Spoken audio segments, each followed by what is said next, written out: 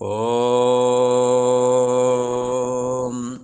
ओम गुरु ब्रह्मा गुरु विष्णु गुरुदेव महेश्वरा गुरु साक्षात् परम ब्रह्म तस्मै श्री गुरुवे नमः। ओम योगेश्वर श्री कृष्ण भगवान की जय।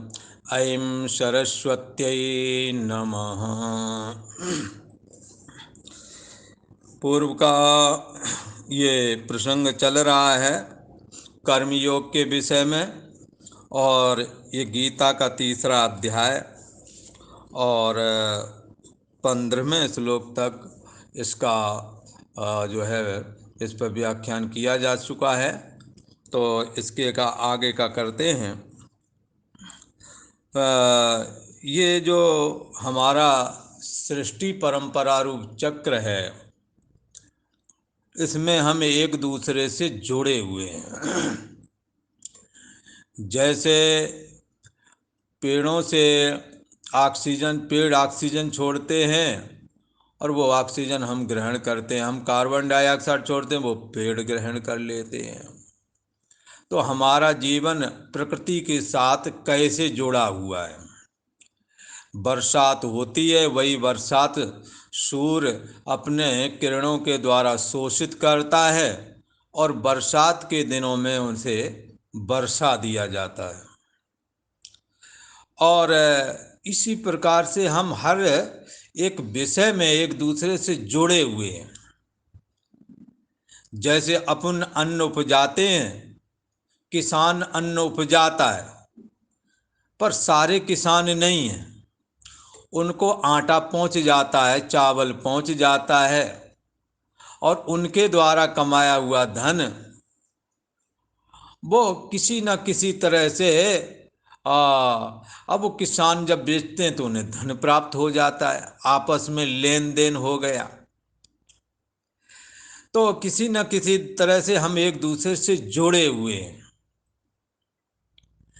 तो हमें क्या करना है, हमें भी इस सृष्टि रूप परंपरा में हाथ बटाते रहना है। ये ऐसा चक्र है, इसमें हमें भी भाग लेना चाहिए। जैसे उदाहरण के लिए कई बार आश्रमों में लोग आते हैं, तो वहाँ आश्रमों में लिख देते हैं, बड़े बड़े ट्रस्ट हैं, लिख देते हैं हमारे ये प्रकल्प हैं, आप भी इसका हिस्सा बने, ऐसा कहते हैं। ये परिवार रूप ये एक संस्था है, एक छोटा परिवार, ये भी संस्था की तरह चलता है।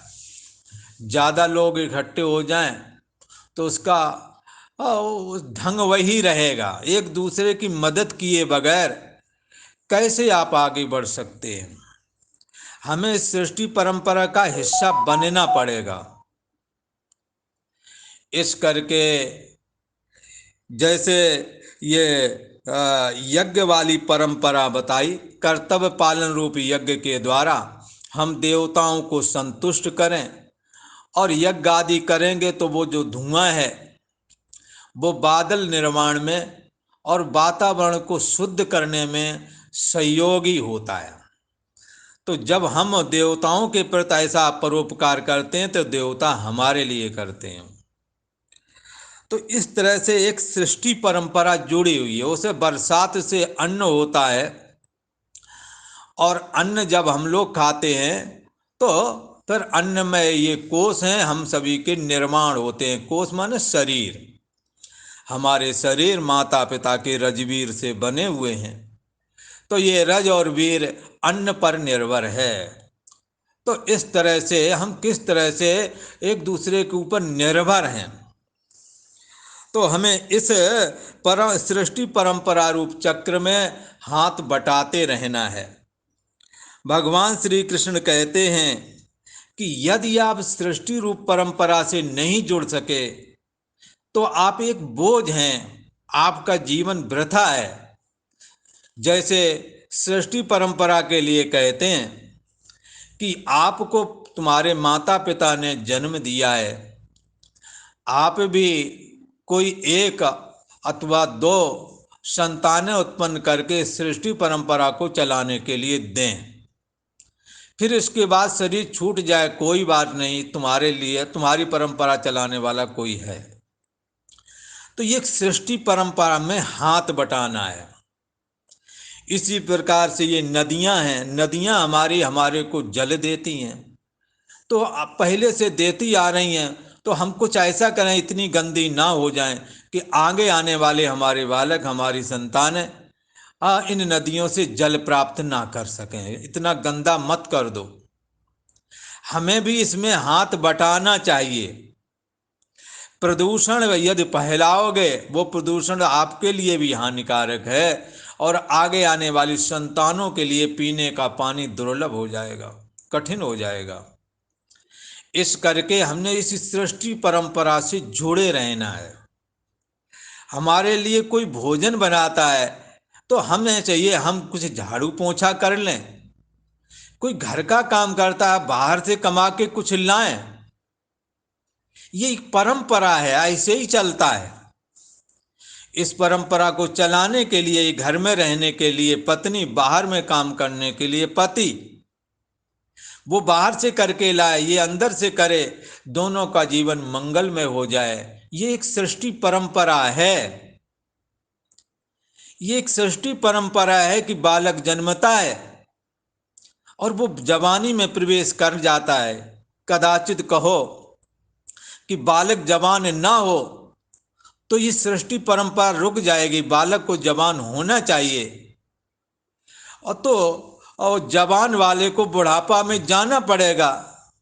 यदि नहीं है, जाता है तो क्या दशा होगी? आप बेचारो बालक ही बालक हो तो क्या दशा होगी? जवान ही जवान हो तो क्या दशा होगी? और बूढ़े ही बूढ़े सब हो जाएं फिर। और कदाचित ये सृष्टि परंपरा का ऐसा चक्र है, वृद्ध जो शरीर हो गया है वो अपने आप धीरे से शांत हो जाता है। उसकी जगह पीछे वाला जो जवान था वो वृद्ध होकर के उसकी जगह ले लेता है। ये एक सृष्टि परंपरा है। ये प्रकृति ने हमें बनाया, इसी परंपरा के अनुसार हमें चलना पड़ेगा। कई लोग जवान बनना चाहते हैं। अरे जवान क्या बनोगे? सृष्टि की एक परंपरा है, इसके अनुसार ही हमें चलना पड़ेगा। संतों ने तो कह दिया। अभी बाल सफेद हो गए हैं तो इन्हें रंग करके क्या करोगे? अब ये शरीर जीर्ण शीर्ण हो गया है, मेकअप करने से कोई फायदा नहीं है। संतों ने कहा, तन की ये चादर मैली हो गई बाबरे, अब नया रंग चढ़ाने से क्या फायदा? बाल सफेद हो गए हैं, आप सफेद बालों की संगत में रहो, क्यों जवान बालों में घुसना चाहते हो? आपको प्रकृति ने जैसा बनाया वैसा ही बने रहने दो। एक कहते थे, ये सही बात है या गलत, ये तो राम जी जाने या आप जानो, पर एक कहते थे स्त्री और पुरुष, तो कहते पुरुष को स्वाभाविक सुंदर बना दिए। बोला अच्छा, बोले क्यों, इसमें क्या हेतु है? सभी लोग तो स्त्रियों की ओर देखने की ओर भागते हैं, तो स्त्री सुंदर ऐसा कह दो ना। तो वो कहते हैं ऐसा नहीं कहा जा सकता। बोले क्यों नहीं कहा जा सकता? बोले इसलिए कि स्त्रियां ही मेकअप करती हैं, उन्हें कहीं ना कहीं कमी लगती है, इसलिए वो कमी को पूरा करने के लिए मेकअप करती हैं। पर पुरुष, बोले पुरुष को स्वाभाविक सुंदर बना दिया, गाल पचकने के नंबर आया है तो दाढ़ी ढक लिया वो गाल को, स्वाभाविक इसलिए स्वाभाविक प्रकृति ने जैसा बनाया है वैसा आप रहने दो। जैसा बनाया है उसमें जीना सीखें। कौन सुंदर है, कौन कुरूप है? ना कोई सुंदर है ना कोई कुरूप है, एक परमात्मा ही सब में समाया हुआ है। हमारी मन की धारणा ही सुंदरता और कुरूपता में बदल जाती है। कोई ऐसा शरीर नहीं जो बचपने में ठीक ना लगता हो और जवानी में ठीक ना लगता हो, पर जैसे ही समय बदलता है सबके शरीर कुछ बेढंगे से दिखने लगते हैं। ये एक सृष्टि परंपरा, ये सबके साथ गुजरना है। इसलिए रंग लगाने का सफ़ेद को काले कर लेने का या लाल मेहंदी आदि लगा लेने का, लगाएं, कोई दिक्कत नहीं है, पर कोई फायदा नहीं इसका। लगा लेंगे, पीछे से बाल नीचे के सफ़ेद दिख रहे, ऊपर के काले दिख रहे, तो लोग तो पहचान ही जाएंगे कि यार ये तो बाल इसके सफ़ेद हो गए। तो ऐसा करने से तुम्हें क्या मिला? संतों ने इसीलिए कह दिया, तन की चादर ये मैली हो गई बाबरे, या कमजोर हो गई, या जीर्ण शीर्ण हो गई बाबरे, अब नया रंग चढ़ाने का क्या फायदा? क्या फायदा है? बोले फायदा क्या हो सकता है? इस समय फायदा यही है कि परमात्मा नारायण का चिंतन कर लें, ज्ञान वैराग भक्ति का संपादन कर लें, इस सृष्टि परंपरा को समझें, इसका उल्लंघन कोई कर नहीं सकता। बहुतों ने जबानी रुकानी चाहिए, थोड़े दिन रुक गई मान लो, थोड़े दिन सही दिखते रहे, बाद में फिर वही बात। इसलिए हमने इसकी ओर ज़्यादा ध्यान न दे करके ये जो करने योग्य कर्तव्य है परमात्मा का चिंतन, सुमरन, भजन, इसमें हमें लगे रहना है, और सृष्टि का ये जो चक्र है इसका हिस्सा अपने को भी बना देना है। हमें कोई भोजन बनाकर दे रहा है तो हमें चाहिए हम आटा ही पिसा के उसके पास रखे, हमें तो हमें चाहिए कम से कम सिलेंडर ही भरा के वहां रख दें जा करके। अरे कुछ तो हिस्सा बनो, इस सृष्टि चक्र को बोझ बन करके ये जो घूम रहा है इसे रोकने की कोशिश मत करो। ये तुम्हारे रोकने से रुकेगा नहीं, बल्कि तुम्हें ही उठा करके ये फेंक देगा और अकर्मण्यता की श्रेणी में डाल दिए जाओगे। कुछ दिन बाद लोग तुमसे मतलब नहीं रखेंगे। उदाहरण के लिए, एक किसी सेठ का किस तरह से सृष्टि परंपरा से यदि हम आक्रमण हो जाएं तो हमारे अपने लोग ही कैसे निकाल के बाहर कर देते हैं, ये आप समझें। एक सेठ का लड़का था, बहुत समय की बात है, लगभग 22, 23, 24 हो गए हों, 25 सालें हो गई हों, क्या पता। तो वो पुरानी बात है। तो वो आया, उसको वो 2 भाई था, पिता वो बड़ा था और उस समय शायद ये MSc वगैरह कुछ किए भी था। वो अपनी जिम्मेदारी नहीं ले रहा था परिवार की, दुकानदारी का काम, धंधे रोजगार का काम, कोई जिम्मेदारी नहीं लेना। हाँ, जहाँ मर्जी आई वहाँ जा रहे, आ रहे, पैसे खर्च कर रहे, कुछ भी बार बार समझाने के बाद में भी नहीं। और फिर अंततोगत्वा फिर जबान शरीर की आवश्यकता है होती है तो इस तरह ताक झांक में भी जाने आने लगे। और माता पिता को बड़ा दिक्कत हो रही थी कि आखिर इसका क्या हल करें। बहुत समझाया, नहीं माना, तो दुकान का सारा कारोबार धंधा छोटे वाले के नाम कर दिया। अब इनों की आंखें खुल गईं और उसका विवाह भी आने लगा। तो अब उसका तो विवाह और वो सारा कुछ हो गई, ये हो गए भटीचर राम। फुटपाथ पे डोलो जब प्लेट चटकाओ, कितनी जाओ, कहाँ जहाँ जाओगे वहाँ मार खाओगे। यहाँ भी आए, हमारे पास में भी आए, और यहाँ पर भी कुछ हरकत की तो साधुओं ने मिलकर कर दी तोड़ाई, खून निकल आया सर में। तो बाद में बहुत समय के बाद में उनके परिजन आए, उनका यहाँ पर हमारे उसको किसने मारा था। तो खून का चाड़ा बहुत हो गया था उसके आदतों की वजह से। अब लगा कि यार कोई मामला बिगड़े ना। फिर उसने कहा, वो महिला कोई रही, हम तो नहीं थे पर किसी ने हमें बताया है, उसने कहा कि महाराज अच्छा किया वो सुधर गया है, दिमाग को कुछ दुरुस्त हो गया है उसका। सृष्टि परंपरा ऐसे ही फेंक देती है, सारी जिम्मेदारी बाप मातारी उन्हें दे दी, अब कलपते हैं। अब 10 रुपए के लिए वो देता नहीं, पहले तुम गोलक में से निकाल के भाग लिए, कोई जिम्मेदारी नहीं, ये धंधा चौपट हो रहा है, कोई मतलब ही नहीं। जब निकाल बाहर कर दिए, यहाँ सड़कों पर मांग मांग के खाया क्षेत्रों में उसने। सृष्टि परंपरा से ऐसे निकाल के बाहर कर दिए जाते हैं। अंततोगत्वा उसका दिमाग डिस्टर्ब हो गया था।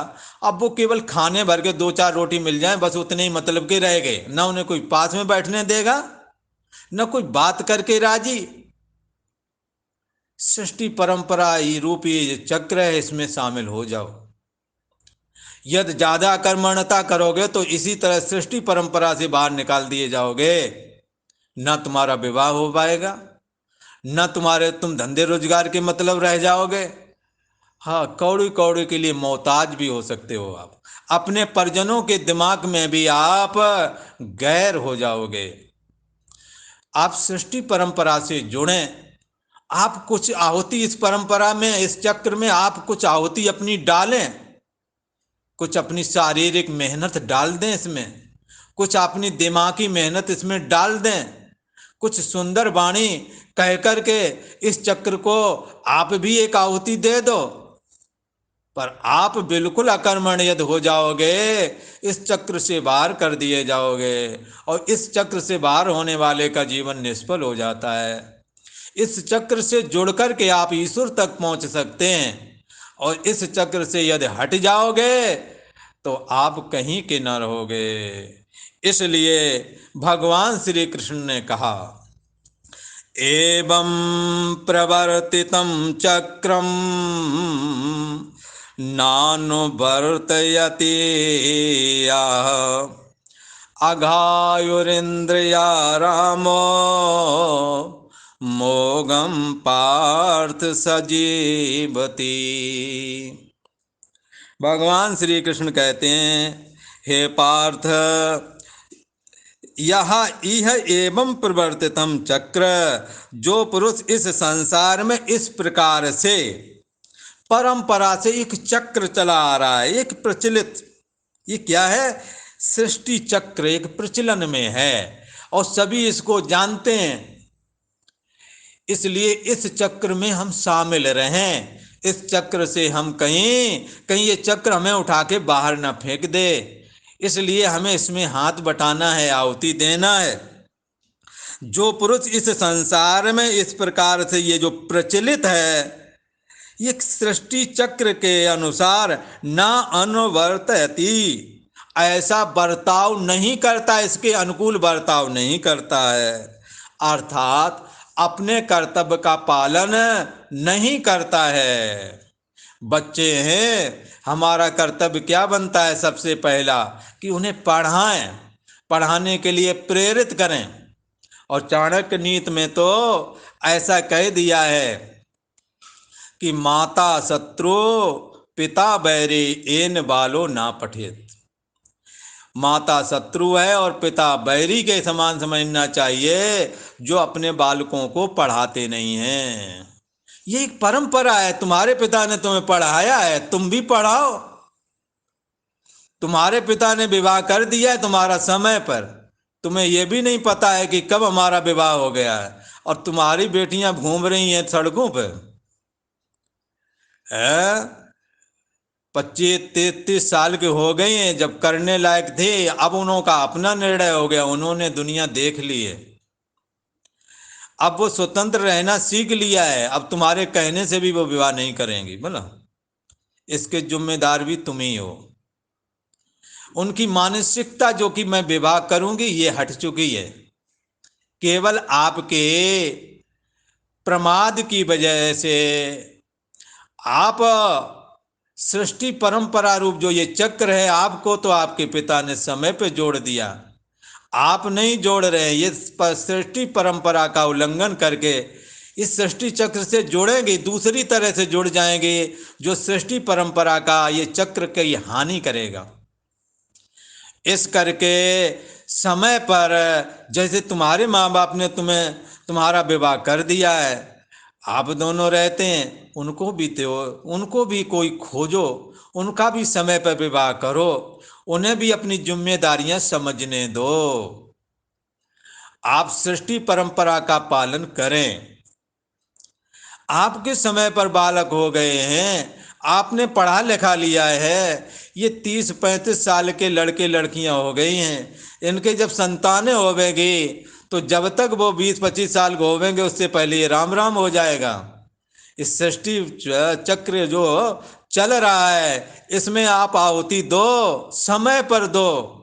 कहीं ऐसा ना हो जैसे अग्नि जल रही है, उस समय आहुति नहीं दे रहे, और जब अग्नि बुझ गई तो आहुतियों पे आहुतियां डाली जा रही हैं। वो आहुतियां अग्नि में जलेंगी नहीं, अपितु सामग्री ज्यों की त्यों रखी रह जाएगी।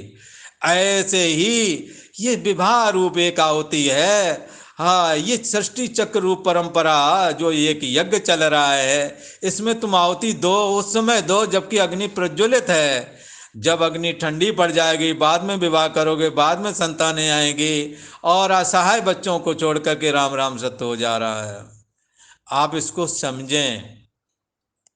आप सृष्टि चक्र से जुड़े रहें, समय से जुड़ें और समय से छोड़ें। जब शास्त्र 50 साल में घर गृहस्थी के जीवन को छोड़ने की बात कहता है, तब आप 40 में विवाह करने जा रहे हो। आपको समझना चाहिए। इसलिए जो पुरुष इस लोक, इस संसार में इस प्रकार से जो परंपरा है, इस परंपरा के अनुकूल नहीं बर्ताव करता है, अपने कर्तव्य का पालन नहीं करता है, सह इंद्रिया रामा, वो इंद्रियों के द्वारा भोगों में रमण करने वाला ही समझना चाहिए। और 40 साल तक हमारे बालक और बालिका यदि वो नहीं शादी से जुड़े हैं, तो आप क्या समझते, वो इंद्रिय निग्रह में बैठे हुए हैं क्या? वो इंद्रियों के द्वारा भोगों में रमण करेंगे, पर शास्त्र उसको अनुमति नहीं देता, जिसकी वजह से उनका चित्त अपराध को अपराध भी अब नहीं मान रहा है। इस करके हाँ, अपराध वृत्ति क्यों नहीं मान रहे हैं? इसके लिए आप ही हेतु हैं। वो इंद्रियों के द्वारा भोगों में रमण तो करते हैं, पर जैसी सृष्टि चक्र रूप जो परंपरा है उससे जोड़ करके नहीं कर रहे हैं, लिहाजा बैलेंस बिगड़ रहा है। इंद्रियों के द्वारा भोगों में रमण करने वाला ऐसा पापात्मा, अरे क्या कहे, कई लोग कहते हैं ये बच्चे पैदा करना एक बोझ है, एक टेंशन है, उनके लिए ये बात यहाँ आ गई है। आप इंद्रियों के द्वारा भोगों में रमण करने वाला ऐसा पापात्मा व्यर्थ ही जीता है। जो इस सृष्टि का ये पितृ ऋण है, अपने द्वारा एक संतान उत्पन्न करके एक वंश परंपरा को हम भी खड़ा करें, वंश बेल हम भी बढ़ाएं, उससे भी वो हट चुका है। आप समझते हैं आपका स्तर कितना गिर चुका है? केवल इसलिए क्योंकि सृष्टि चक्र रूप जो ये परंपरा है उससे हम जुड़ते नहीं हैं। जुड़ते हैं तो समय से नहीं जुड़ पाते हैं, और नहीं तो परंपरा से हट कर के कुछ करते हैं, जिससे कि बहुत बड़ा नुकसान समाज को पहुंच रहा है। और जिन दृश्यों को आप नहीं देखना पसंद करते हैं, उन दृश्यों को आपको देखना पड़ रहा है। इसलिए भगवान श्री कृष्ण की ये बात को याद रखो और अपनी सृष्टि परंपरा को चलाते रहो। आप इसमें आहुति देते रहो, समय पर दो और समय से हट भी जाओ, ये भी बताऊं। अब जब वृद्धावस्था आ गई है, जब आप 50 साल के हो गए हैं, फिर आप बालकों जैसी चेष्टा मत करो। अब ये काम बालकों का है। बुजुर्ग कहते थे, जहां 45-50 के हुए, कहते हैं अब तो चलो हमारा काम खत्म हुआ, अब तो ये बच्चों के काम है। ये किस तरह से इस सृष्टि परंपरा से जुड़ें और किस समय निवृत्त हो जाएं, ये बात शास्त्र में बताई गई है।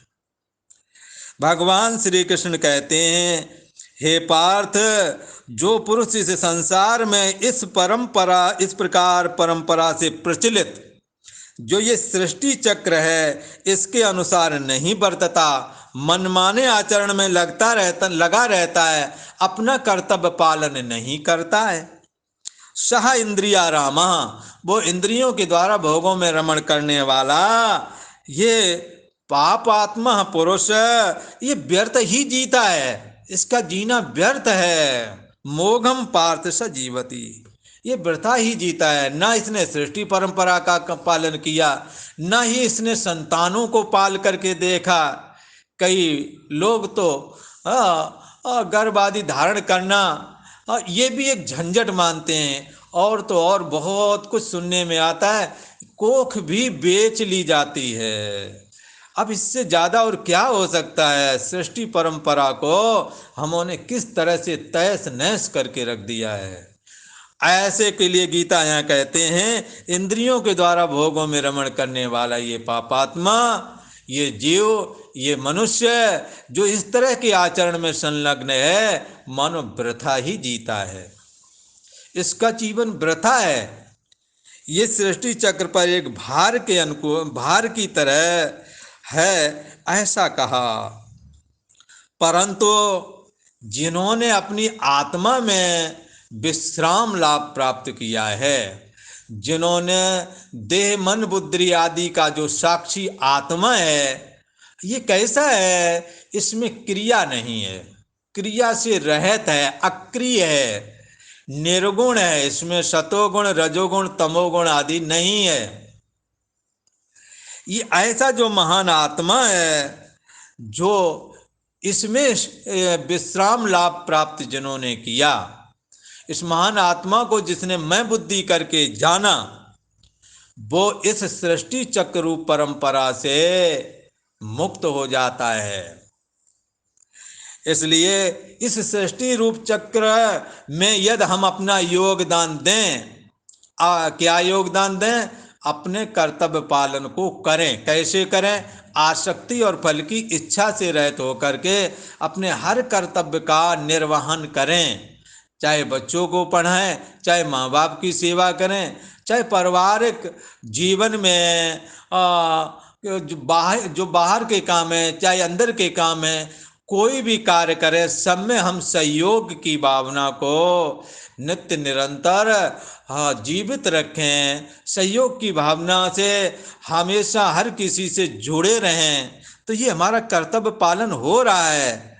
इस कर्तव्य पालन के द्वारा मन निर्मल हो जाएगा, और निर्मल मन में वो परम ब्रह्म परमात्मा जो सबकी बुद्धि देश का साक्षी है, उसमें स्थिति लाभ प्राप्त हो जाता है, ऐसा कहा।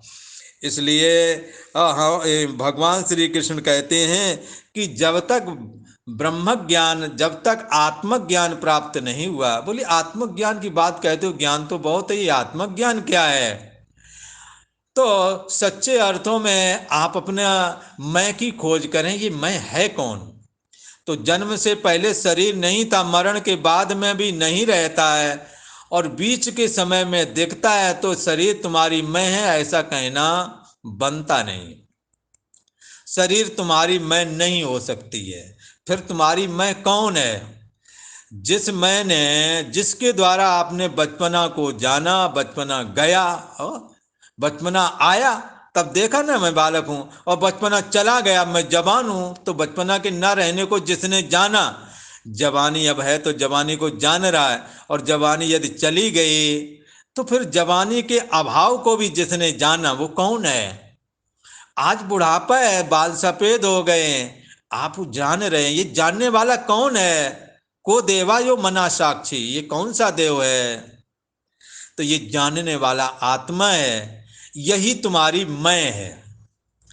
देह को मैं मानना, देह तुम्हारी मैं नहीं, जन्म से पहले नहीं, मरण के बाद में नहीं, और फिर प्रतिक्षण ये बदल रहा है, बालक जवानी बुढ़ापा करके बदल रहा है, पर जिसने ये बदलाव देखा उसमें कोई बदलाव नहीं आया।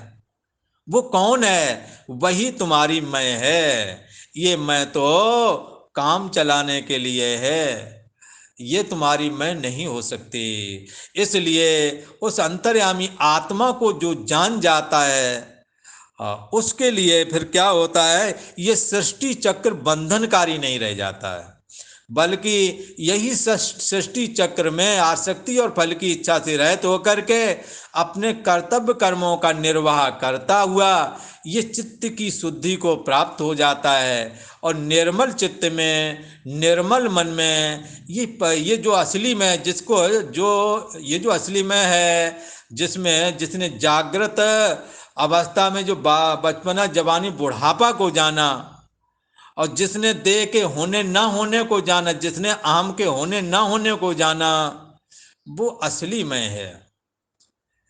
तो जब कर्तव्य पालन रूप यज्ञ करते हैं तो उससे चित्त निर्मल होता है। उस निर्मल चित्त में ये जो असली मैं है, शुद्ध चेतन मात्र, वो मैं हूं, ऐसा करके उसको बोध प्राप्त हो जाता है। इसलिए तपस्या और जप तप आदि सब इस महान आत्मा को जानने के लिए ही हैं, ऐसा समझना चाहिए।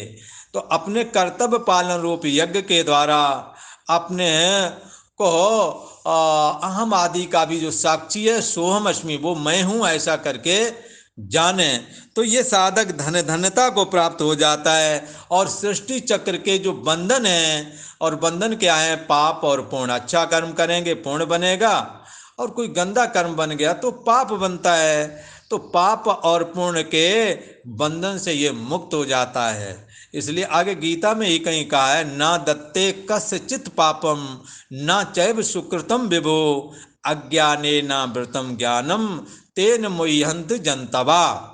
ये महान आत्मा जो है, न तो पाप से कोई मतलब है, चित्त ही पापात्मा होता है। हाँ, मन में गंदे कर्म जब हम कर लेते हैं तो मन पापात्मा बन जाता है, और मन ही जब अच्छे कर्म करने लगता है तो पुण्यात्मा बन जाता है। पुण्यात्मा और पापात्मा दोनों को ये महान आत्मा जान रहा है।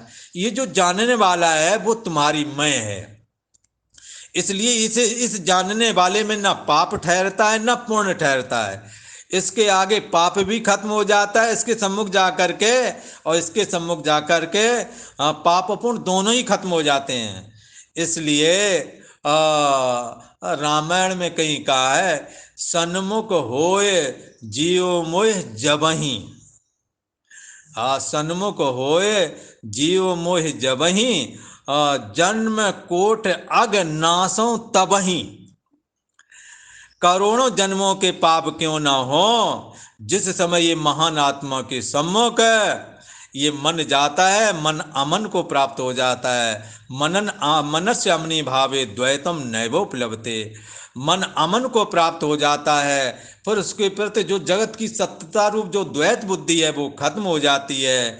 इसलिए देहाभिमाने गलते विज्ञापते परमात्मनि, यत्र यत्र मनो याति तत्र तत्र समाधया। फिर उसका जहाँ जहाँ भी मन जाता है वो मन सभी को अपने में लीन कर लेता है। मन परमात्म स्वरूप हो गया है, और परमात्म स्वरूप मन सबको अपने में लय कर लेता है। देह अभिमान नहीं रहा तो 3.5 का आकार मैं हूं ये लगता था, अब आपको देह मैं हूं ये लगता नहीं, और जो बचा हुआ है वो देह वास्तव में है भी नहीं, वो निराकार चेतन रूप है। उस निराकार चेतन रूप को बाधित अहम करके, परछिन्न व्यक्तित्व पना रूप जो अहम है, ये मैं नहीं हूं ऐसा करके बाधित करके, फिर जो बचा हुआ है, जो जानने वाला है वो बचा हुआ है, वो कैसा है ये जानने की कोशिश मत करो, पर वो मैं हूं इति आत्म संस्तम, ऐसा करके अपने मन को आत्मा में स्थित कर दो। और फिर आत्म संतम मना कृत्व न किंचित चिंतित, फिर कुछ भी सोचने की जरूरत नहीं, कुछ भी चिंतन करने की जरूरत नहीं, ना ही चिंतन करना चाहिए। उस समय एक क्षण बिल्कुल निर्विकल होकर के जितना समय गुजार सको वहां गुजारो। ये कैवल्य निर्वाण की प्राप्ति करा देने वाला है। ये परमात्मा का चिंतन, ये ध्यान सीधा सीधा कैवल निर्वाण करा देता है। ये गीता कहती है। इसलिए सृष्टि ये कैसे प्राप्त होगा, ये जो कर्तव्य पालन रूप यज्ञ इसी से प्राप्त होगा। इसी ने बंधन किया, यही बंधन तोड़ेगा। इसलिए जिस बटन के द्वारा, जिस स्विच के द्वारा आपने ट्यूबलाइट जलाई है उसी के द्वारा बंद होगा और उसी के द्वारा चालू होगा।